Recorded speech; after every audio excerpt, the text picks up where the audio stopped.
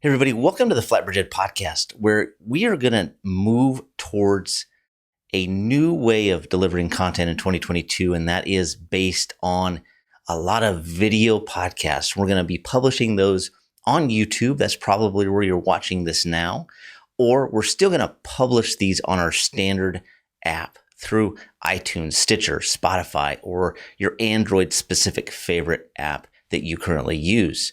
But we wanted to put this out in different methods, and hopefully you will enjoy. The content of this podcast is based on medical fact and evidence-based practice from credible authoritative sources, but is not a substitute for your institution's policies, procedures, common sense, or good judgment. The views and opinions are those of Eric Bauer and Flatbridge Ed in their entirety.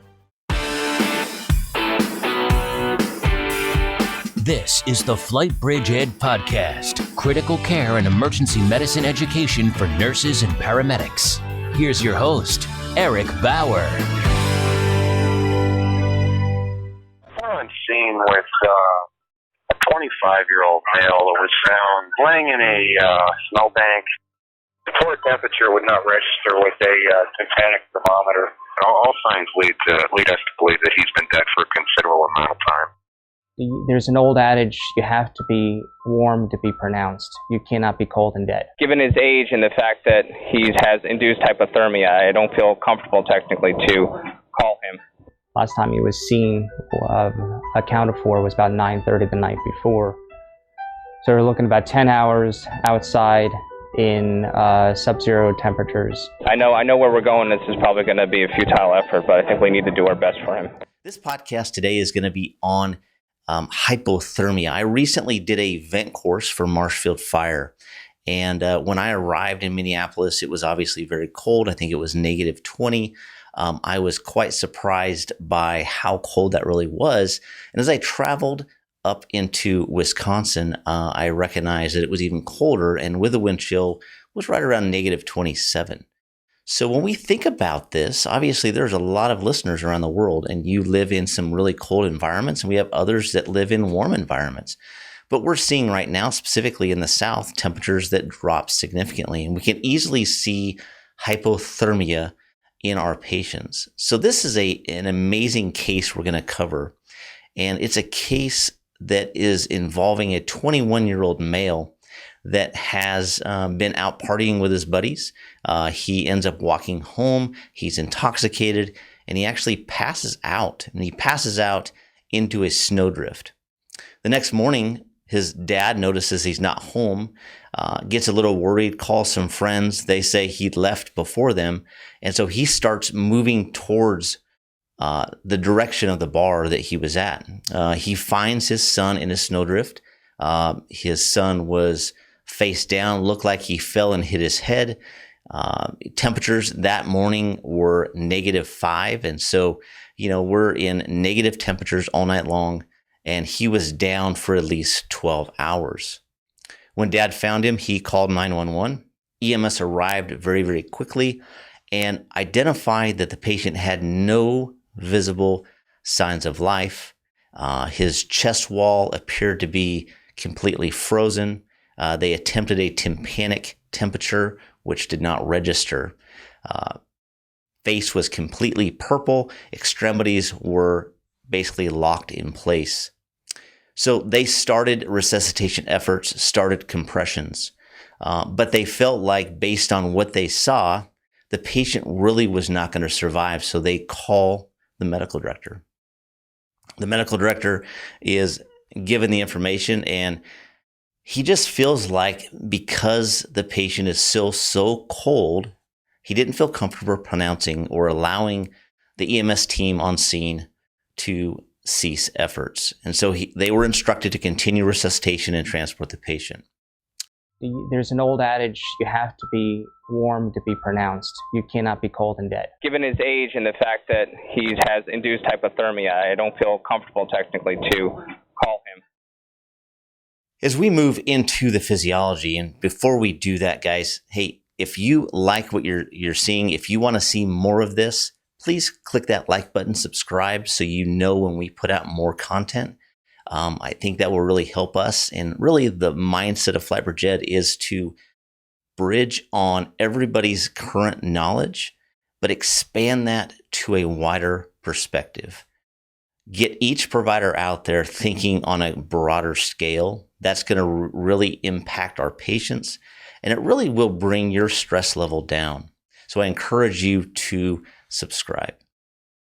Let's jump into the physiology. When we think about hypothermia itself, how many truly patients have you had in your career that were truly hypothermic?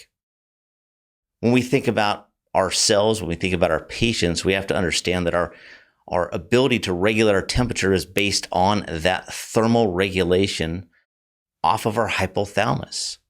And we do that in a couple ways. We produce heat through our muscles, through shivering. Our muscles really are a massive heat generation source. And I think that's one area where we see men and women a little different.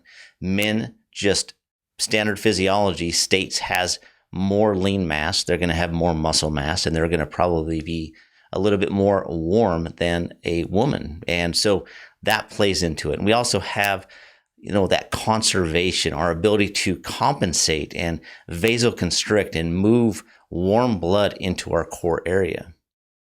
But we know that as we become colder, we have CNS depression that starts, we have cardiac effects that start, and we start having that depressive or that parasympathetic-like phenomenon. What kind of cardiac events do we see? Well, obviously we see our respiratory side kick in. We start obviously being more tachypnic, but our blood pressure starts dropping and our heart rate starts dropping, and we start getting into that whole bradycardia. With our cardiac output decreasing, our MAP decreases. That all increases as our temperature drops. And as you start getting to a core temperature below 30 degrees Celsius, that's where you're going to start seeing those dysrhythmias. You're going to start seeing, VFib or asystole. If we couple this with our central nervous system and we think of this in combination with our cardiovascular system, so our brain and our heart working in tandem, what happens as our core temperature drops? Well, we know we have a decreased metabolism. We know that we end up seeing a decrease in oxygen consumption as our temperature drops. That's actually something that's maybe favorable for patients with long downtimes. And that's where we get the adage of you can't be declared dead until you're warm and dead. As our temperature drops, we get down below 30 degrees Celsius. Obviously, we start having those arrhythmias, as we stated before, but your overall electrical activity in your brain also reduces. And as we continue to drop our temperature, we get down below 20 degrees Celsius. In studies and cases that they've done, they've recognized that usually EEGs on these patients show very little to no electrical activity in the brain, where we could actually say they're brain dead. The thing that I want to really highlight, though, is that truly the case. One of the areas we have to also be aware of is the concept of core temperature after drop. And so as we start looking at how we're going to raise that temperature, understand you're probably going to have another drop in temperature. As you increase the temperature in the body, your extremities will start dilating a little bit, and all that cold blood, all that cold liquid inside the body is going to then flood the core area, and you're going to have that after drop effect.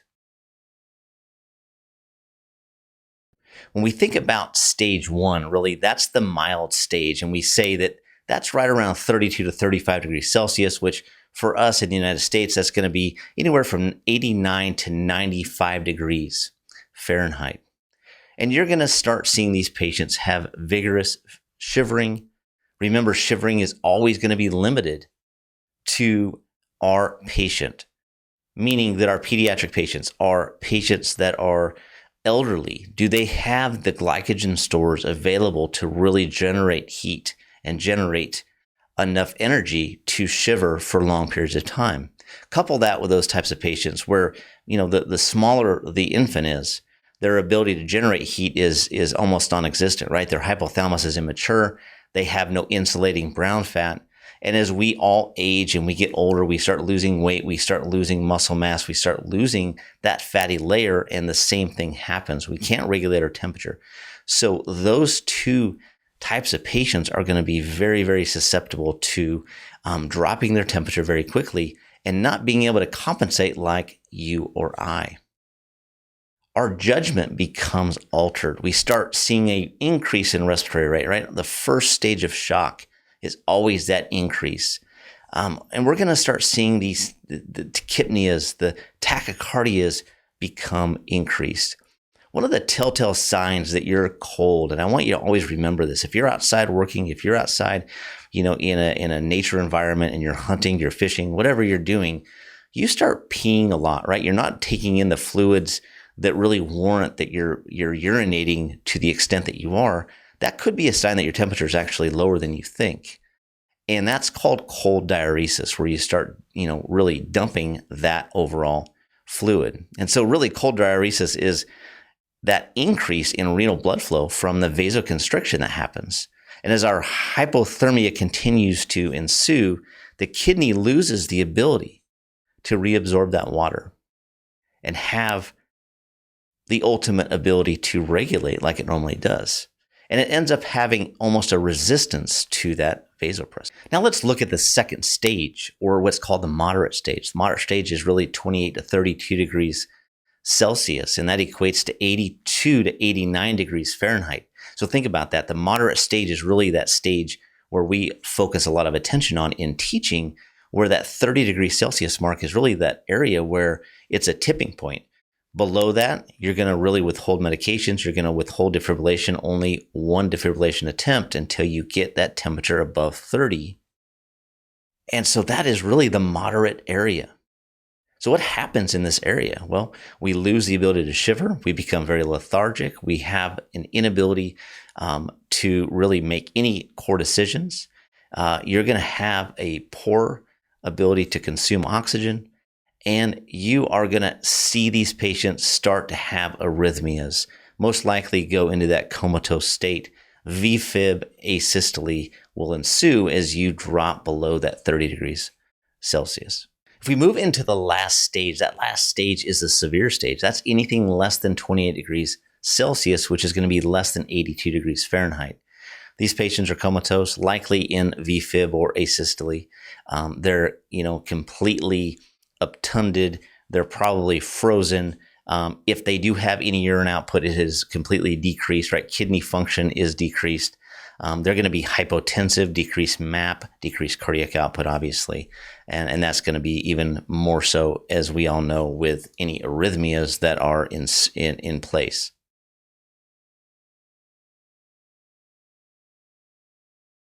If we go back to the case really highlights a lot of great teaching points.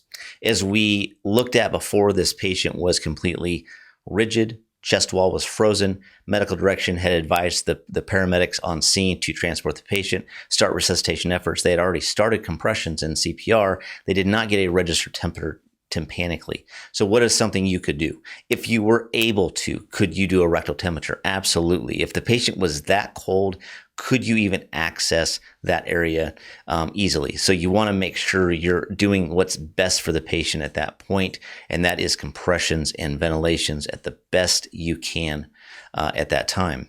And so this crew continued compressions.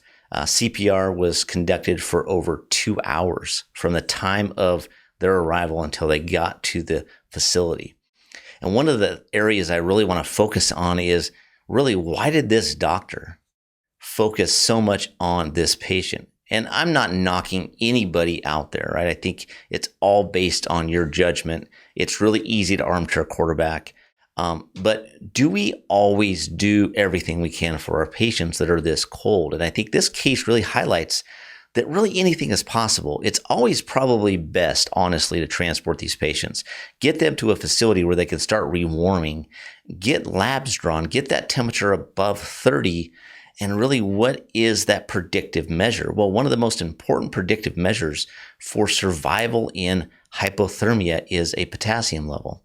If that potassium level, and this is changing constantly, if that potassium level is greater than 10, I'm reading some research saying greater than 12, the likelihood of survival is almost nothing. But if that K comes back in normal ranges or below that level of 10, then it's very likely this patient has a possible trajectory towards survival.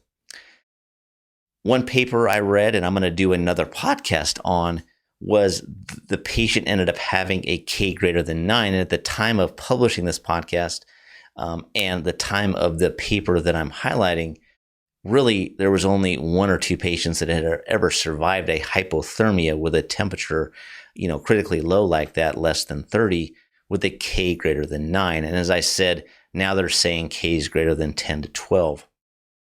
The point is, if you don't have the ability to recognize that, get them to a facility, let them draw labs, start that rewarming, and think about all the things that we've seen in the last couple years, right? One of the biggest, greatest things that we know for hypothermic patients is ECMO.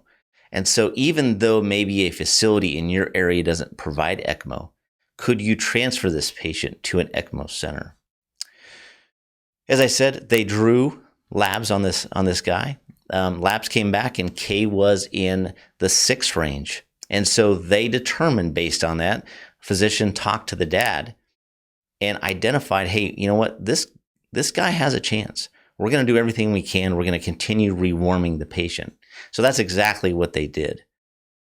Obviously, we have to understand that hypothermia and anything that causes our temperatures to drop really causes electrolyte imbalances. And really that area that is a focus is potassium.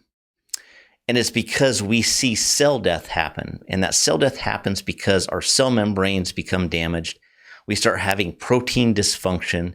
You have crystallization, and the intracellular and extracellular water area becomes altered. And so you start having a big change in that potassium's ability to move across from the extracellular to intracellular compartments, and that causes that hyper-K state.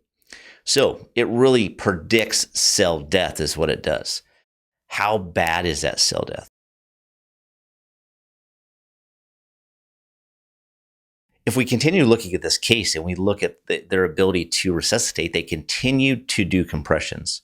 As I said, CPR was done for over 2 hours. They finally were able to do a rectal temperature once they got the patient to the hospital, and that rectal temperature was 18 degrees Celsius, which is 64 degrees Fahrenheit. So think about that. Our normal body temperature is 98.6 in that range. And so that is a massive drop. CPR continued.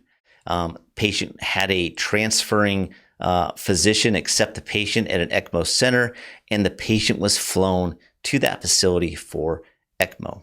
Once the patient was at the facility, they were able to recognize that the core temp was up to 30 degrees Celsius. So how did that happen? We went from 18 degrees Celsius at the point of recognizing through that rectal temperature. So it's important for us to highlight the rewarming procedure really outside of ECMO. So let's do that real quick. Really, the first is passive external rewarming. And that is where we start from really the simplest things, moving them out of that cold environment, removing all the wet clothes, moving into a warm ambulance or into a warm environment, wrapping them with blankets, insulating them. And then you move into, does the patient have any ability to shiver? Obviously, he did not. But that's where that passive external rewarming really works, is you're using your own thermal regulation, your own shivering mechanisms to generate heat, but you're insulating that patient. So simple stuff. He was way beyond that point, but all those little things help. As we move into active external rewarming, that's where you start applying the heat packs to the skin or the axilla. Make sure that we don't have any burned areas. Be careful in those situations, but we really want to make sure that we have intact circulation, hot water bottles, things like that, and then obviously forced air rewarming systems that can be put around the patient are huge. If we move into the last phase of rewarming, that is active core rewarming. And that's where we have warmed, humidified O2. We have heated IV fluids or warmed IV fluids. We move into, lavages in those core cavities. And then obviously ECMO. And ultimately, the goal is resuscitation to continue to improve on that core temperature until we see a core temperature really greater than 30 degrees Celsius. And so if we go back to this case, once they got core temperatures greater than 30 degrees Celsius, he had a change in rhythm. He was asystolic and he went into VFib. They shocked him one time. He converted into an organized normal sinus rhythm after one shock. Pretty amazing. Neuroexam showed very little function. However, when they did the EEG, it showed absolutely normal. So that is an amazing sign. And ultimately, guys, this kid survived. His name is Justin Smith. He is the lowest known body temperature of anyone to survive exposure-related hypothermia.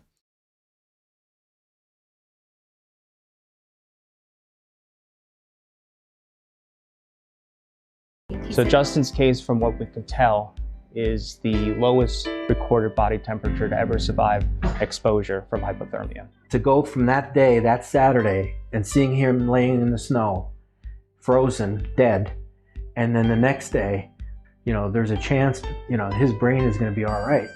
It gives you the chills. It gives you the chills. It was probably March 5th, and he just opened his eyes. He turned his head and looked at me, and I couldn't believe it. My first memory was waking up at Cedar Crest, and I saw my mom, my dad, and my two sisters. I was pretty much out of it still, but I can remember visually seeing them both. And Justin just continued to fight the fight every day. He's just back to normal. When he's sitting there on the couch with the dog and, we're watching something, it just seems like it never happened. There's other times when I see him struggling to walk here and there, and it brings back, memories. For whatever reason, any of us were there. Every piece of the puzzle fit in the place where it needed to be. Really, that morning, not one thing failed. Otherwise, Justin wouldn't be here. Things just happened in the right way and sequence so that the best possible outcome could occur. With any miracle, there's always luck and hard work. A good day, we'll go out, play football, baseball, take the dog out for a walk, we'll hunt together, fish. He has this personality, and through this whole experience, that's all we wanted. If you're having a party, he's the life of the party. I like to make people laugh. I like seeing people happy. No human being should be able to survive the cold and the temperature of 18 degrees and lack of pulse and pressure for 12 hours. But Justin Smith did. I'm still here. I got a second chance. I'm pretty happy. I'm glad you're here, buddy. Me too, man. The lessons of this case is that we have to understand that our ability to compensate, although significantly decreased in a hypothermic state, the colder somebody is, the more likely, the more possible it is for them to survive. This guy had a 12-hour downtime. So I challenge each one of you. If you live up in the cold areas, I was talking to providers up in Minnesota, Wisconsin about, ice fishing accidents or people out on the ice, falling through the ice. A lot of times it is a body recovery. But what I really challenge you to do is to maybe change your mindset. If you're able to find this person, again, this guy, Justin Smith, 12-hour downtime, lowest core temperature ever recorded on a survival basis. When we look at it from this case, I don't know if there's been somebody lower since then. But I challenge you to resuscitate the patient. I challenge you to get them to a definitive facility where they can check labs, determine if the potassium is exceedingly high. Is it greater than 10, 12? Remember, that is a reflection of cell death and that cell membrane damage, and that whole sodium-potassium pump is now destroyed. You have that intracellular, extracellular water crystallization, and you have a massive electrolyte imbalance. If potassium is normal, I challenge you, put that patient on ECMO, get them to a facility. Ultimately, the physician at the hospital is going to be the ultimate say. But you as a provider, you have relationships. You do have a voice. You can advocate for your patients. And I think it's very, very likely that a lot of patients might survive if we take the time. Again, it all comes back to trying. Some will be successful and some won't. Again, guys, I hope you enjoyed this podcast. I hope you enjoyed the video style. Again, we're going to do every podcast moving forward in this manner. And again, subscribe and like, and we look forward to seeing you on the next one. Medicine education.